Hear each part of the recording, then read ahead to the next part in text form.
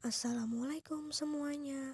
Perkenalkan, nama saya Dian Saritri Azhari, kelas 10B Akuntansi. Di sini saya akan menjelaskan tentang analisis jabatan.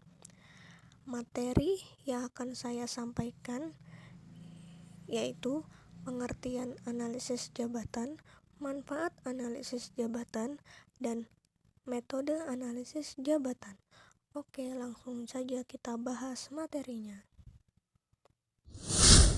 Yang pertama, pengertian analisis jabatan, yaitu suatu kegiatan untuk menganalisis macam-macam pekerjaan yang harus dilakukan, bagaimana cara mengerjakannya, dan alasan pekerjaan tersebut harus dilaksanakan. Nah, pengertian menurut beberapa ahli. Yang pertama, dari Dr. Andes Muhammad Manulang, yaitu suatu proses untuk membuat uraian sedemikian rupa sehingga dari uraian tersebut dapat diperoleh keterangan-keterangan yang diperlukan untuk menilai kebutuhan akan jabatan tersebut.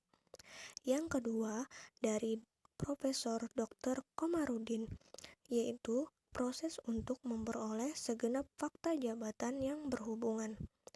Yang ketiga, dari Dr. Andes Mukijat, yaitu analisis jabatan merupakan hal yang penting dalam manajemen kepegawaian karena hasilnya dapat digunakan dalam hampir semua program kepegawaian. Langkah dalam melakukan analisis jabatan.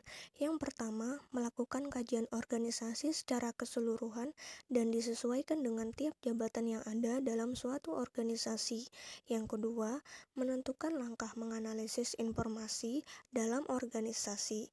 Yang ketiga, memilih penggunaan teknis-teknis analisis jabatan. Yang keempat, menyiapkan spesifikasi jabatan.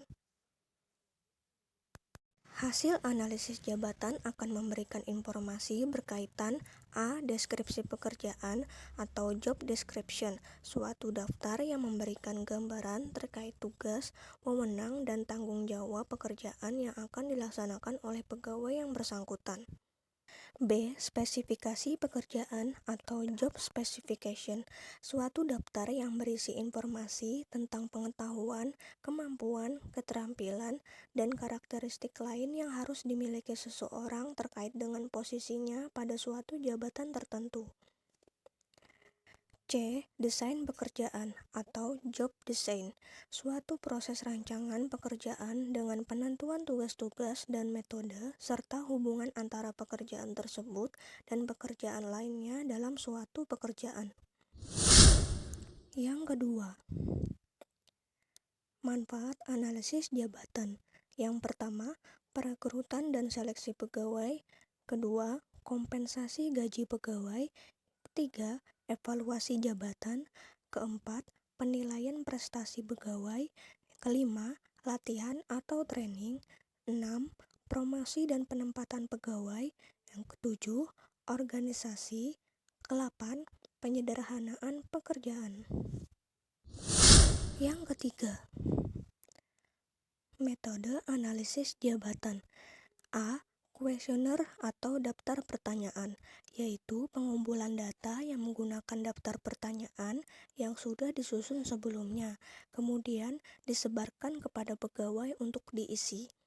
B. Pengamatan atau observasi, pengumpulan data yang dilakukan dengan mengamati langsung cara kerja pegawai dalam melaksanakan tugasnya. C. Wawancara atau interview, pengumpulan data dengan mengajukan pertanyaan yang telah disiapkan sebelumnya, lalu mencatat jawaban yang nantinya akan diolah menjadi informasi yang diperlukan. D. Menulis laporan pekerjaan secara singkat. Nah, demikian yang saya sampaikan. Apabila ada kesalahan, mohon dimaafkan. Terima kasih telah menonton video ini. Semoga bermanfaat. Assalamualaikum warahmatullahi wabarakatuh.